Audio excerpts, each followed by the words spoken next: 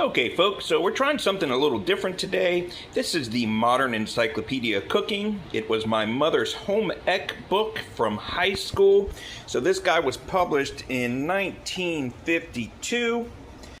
Find the peanut butter cookie recipe, and as you can see, my mom's already made some hand notations in here, cutting the recipe in half, and we are going to do the same thing. So we are going to need 3/4 cups of all-purpose flour, 1/8 of a teaspoon of soda.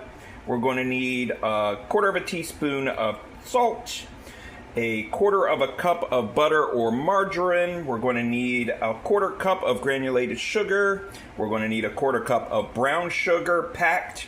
We're going to need 1 egg. We're going to need 1/4 cup of peanut butter. I added a little extra because I'm going to lose some moving it over. And then we need a teaspoon of vanilla. In this situation, we're using the vanilla flavoring, so I doubled it. And then this isn't in the recipe, but I got some crushed up peanuts because my wife requested. All right, and here we are going to sift the flour, the salt, and the baking soda together, and we're going to sift it 3 times. I'm just running it through a sieve from one bowl to another. Like so. Next thing we're going to do is we're going to cream our butter and both sugars together in a bowl until well mixed but not fluffy.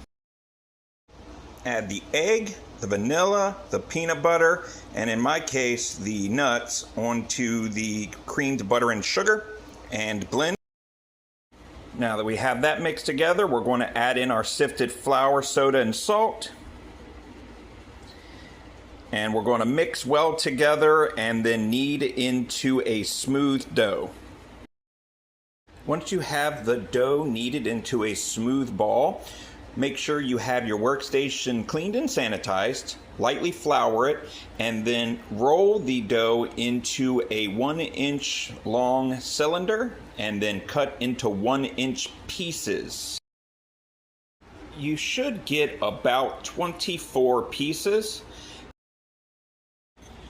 Alright, we're going to bake these bad boys in the oven at 350 degrees for 12 to 15 minutes. They're starting to brown lightly around the edges just as I pulled them out. I did them in 2 batches to make sure that I didn't burn them, since this is an old recipe and I was testing it out. After about 2 minutes out, cooling on the pan, I moved them to a wire rack, and about 10 minutes after that, they were ready to eat. Nice and brown on the bottom, but still soft and delicious. Enjoy!